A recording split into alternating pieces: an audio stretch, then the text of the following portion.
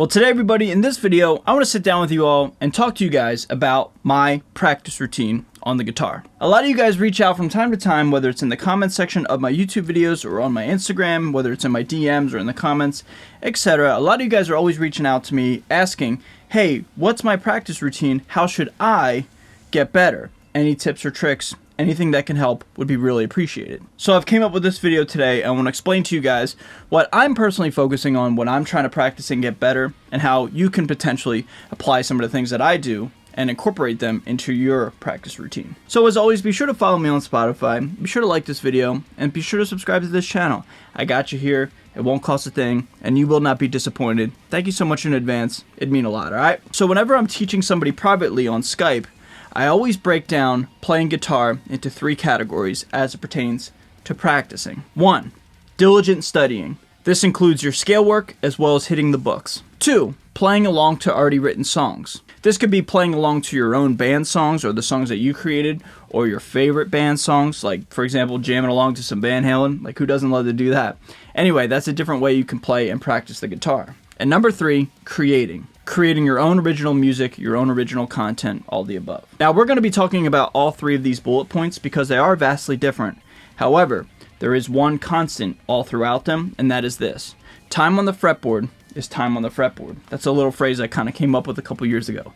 Let me explain what that is. Time on the fretboard is time on the fretboard means that no matter what you're doing, out of all 3 of these categories that we're going to be talking about and explaining, no matter which one you're diving into and tapping into, you're going to get better at the guitar. So whether you're running scales, playing to your favorite band's music, or creating your own riffs, you're going to get better on the guitar, in my opinion. So number 1, diligent studying. How I like to practice this aspect of the guitar is I like to use 3 note per string mode scales, and I like to incorporate them in different ways on the fretboard. I feel as though doing the 3 note per string, ascending and descending on the fretboard will really incorporate dexterity techniques, timing techniques, and most importantly, music theory, because I feel as though music theory is the most important out of all this stuff. So whenever you're doing diligent practice and studying, in my opinion, it's beneficial to be in standard tuning, because if you're in standard tuning and you can master the standard tuning fretboard, you can then in turn master any sort of other fretboard, whether it's drop tuned or down tuned,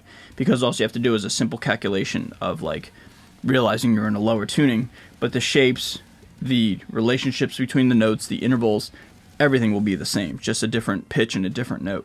So let me give you one example here. Let me give you all the A modes, meaning A is the root note, and let me show you what I do where I cycle and ascend and descend in all 7 of the different modes in one spot. This helps me be able to visually see how they change and how the patterns change, but also too how they audibly change as well, because they all have a different flavor.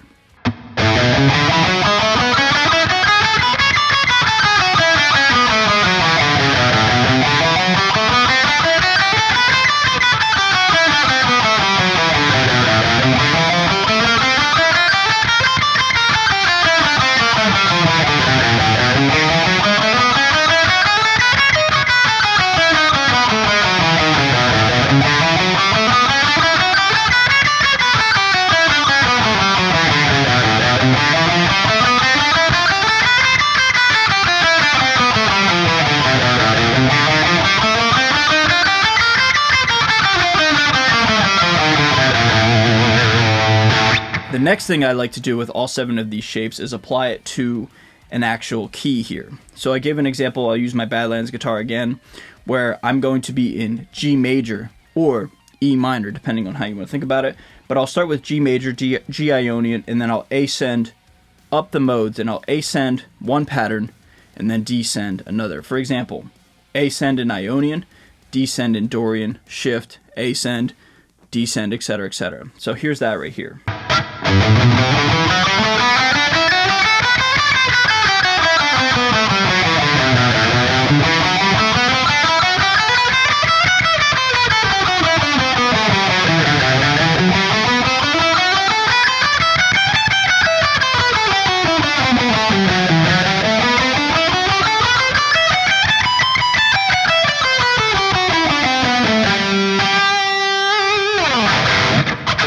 This diligent practice routine not only teaches me the hand movements of all the mode shapes and all the mode scales, but also too how you can drag and drop them all into one specific key, and therefore you have 7 different spots to play inside of one key, and you're not just stuck to one fixed position on, say, like the G, the 3rd fret. You have 7 different spots where you can play in key, and therefore you essentially have the entire fretboard unlocked in one key. Those 2 routines right there, everybody, are what I do on a daily basis as it pertains to modes and dexterity and all that stuff. And the only other sort of really diligent practice routine I do is downpicking. And now I'm not going to show you what downpicking is. Basically, turn on the metronome, let it rip, stay in time, stay in tune, and just, get it clean. So downpicking was, and still to this day, kind of is one of my weaknesses as a player.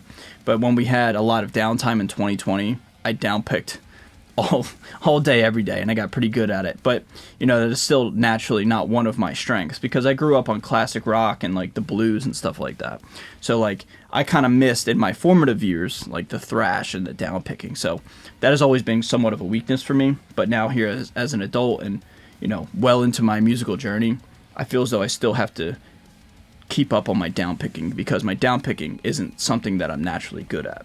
The next thing I want to talk about with this bullet point with the diligent practice is hitting the books. Guys, I'm going to be very blunt and very just transparent with you guys. This whole concept of modes and music theory and all this stuff is not just going to stick to you if you watch a YouTube video or if you just like read it once in a textbook. Like, you have to just be on yourself and like hold yourself accountable on a daily basis for years and years and years in order to master this stuff. So when I say hitting the books, how I learned music theory is I made flashcards. I've said it to everybody that I teach privately on Skype, and I've said it in many videos on my YouTube channel. In order for me to gain the concept of like what modes are and like how the scales worked, I had to literally make flashcards and have somebody quiz me in order for me to retain this information. Now, I have all the major and minor scales memorized up top. For example, A major, A, B, C sharp, D, E, F sharp, G sharp, A. D major, D, E, F sharp, G, A, B, C sharp, D. Now, I'm not just like rattling these off to be like, oh, look how much I know. It's just, I'm explaining it in such a way that like, in order for me to take that stuff and apply it to the fretboard, I had to make sure like my brain was just as sharp as my playing, if not more sharp, because in order to understand the whole like concept of like, oh, modes are so, otherworldly. They're really not. It's just a simple math problem, but you got to be razor sharp mentally in order to be able to transpose that mental knowledge onto the fretboard. And one thing that I'm personally really proud of, I try to stay very modest and humble, but one thing I'm very proud of is I'm able to set myself apart from my peers because I know my music theory very well. I'm just being honest, man. Like, I've worked really hard at this, and I'm really proud of that. I may not, shred your face off per se, but my brain is locked in and good to go, and I can fit in any sort of key, any sort of position, because I know where I'm at on the fretboard. And I'm very proud of that, and I've worked really hard at that. So, spinning it back to you guys, if you want to separate yourself from the pack and call it how it is, man, this business is very competitive. If you want to set yourself up for success, hit the books, man. Start studying. It'll separate you from the pack and your peers that much faster, okay? Now, the next bullet point I want to talk about is bullet point number 2, and that is playing along to music. I feel as though this is rather self-explanatory, but, practice is very boring. Like the diligent scale work, it is not glamorous. It is not that fun. Just being, we can be honest here, right? It's incredibly important, but it's not the most fun. So, guitar is supposed to be fun, right? So, why not just play along to our favorite bands, right? I love Van Halen. I love Led Zeppelin. I love the Sex Pistols. I love The Clash. I love Def Leppard. I love Aerosmith. I love Alice in Chains. I love all these bands, man. So a lot of times I find myself in a position where like, man, I don't want to practice. And I can't really create today. My brain's not in a creative mode. Pun intended. So, why not just like play along to sweet emotion? Why not, dude? Just enjoy the act of playing guitar. So there's nothing wrong with playing along to your favorite band's music. That is time on the fretboard, like I said. That is incredibly beneficial. And just so you can hear it from my mouth specifically, since this video is titled My Practice Routine, I'm very fortunate to be in a position now where I've been hired for 2 U.S. tours with a band called For the Fallen Dreams, and we'll be touring all over the Midwest and the Southeast and up the coast a little bit here in just about a month. I hope you guys come out to a show, by the way. Like, that would mean the world to me, and it would mean the world to them as well. Anyway, for my practice routine right now specifically, I'm playing along to their music because I have to retain it and I have to perform this music, right? So, it's a joy to be able to play For the Fallen Dreams. Like that's a lot of fun, man. That's not boring in the slightest, and I'm so proud of that, and I'm so thankful for that opportunity, and I do not take it for granted. So in the evening times, my practice routine is this. Like, I'll wind down for the day, I'll have dinner, and then I'll come up here for like an hour and I'll just play the set list, or just play as much of the set list as I personally feel is appropriate for that evening. So that's me practicing. But then also too, you guys know me who follow me on Instagram. I'm always on the treadmill almost every single morning, and I'm just like tapping the rhythm, like we'll say like on my right thigh, like, you know, essentially air guitaring, but like I'm listening to the set list and I'm playing, quote unquote, playing along to it, because I feel as though I'm killing two birds with one stone. I'm getting my cardio in, and then I'm also practicing, you know, the rhythmic patterns of these songs. Therefore, in the evening time, when it's time to play for real and practice for real, I feel as though like I was practicing in the morning on the treadmill. It's kind of goofy, kind of silly, but again, being honest, that's how I personally practice and retain information, okay? And last but not least, creating. That's the third bullet point for my practice routine. Guys, I sit in this chair, and I would say about like 25 out of 30 days of the month, we'll say, I try to create and or write something. So basically, I don't create out of like 5 or 6 days out of the entire month. So I'm always in this chair, always trying to come up with something. And that's where my original music originates from, is from this chair and from that aspect of I'm just trying to create on an everyday basis. Like the song Endorphins, one of the classics that I wrote. That was written sitting in this chair, just coming up with that original down-tuned drop riff. That started out as a simple riff, and then it turned out into a full-on fleshed-out song. And I was able to get that song out of my brain, for example, because I was sitting down every single day, more or less, trying to practice my creative muscle, and that song came out.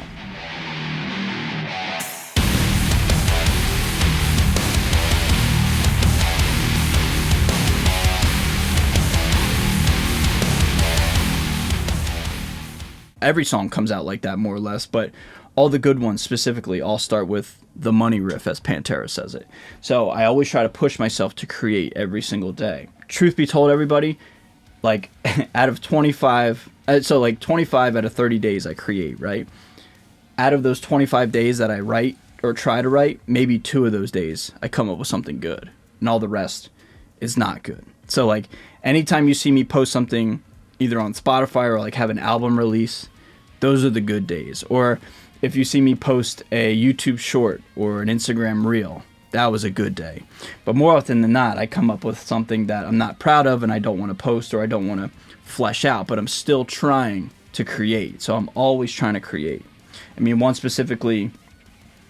reel that specifically blew up, and it's a YouTube short now as well, is the one where I did the dive bar kind of weird tapping thing. I don't even know how to describe it. I'll put it in this video right now.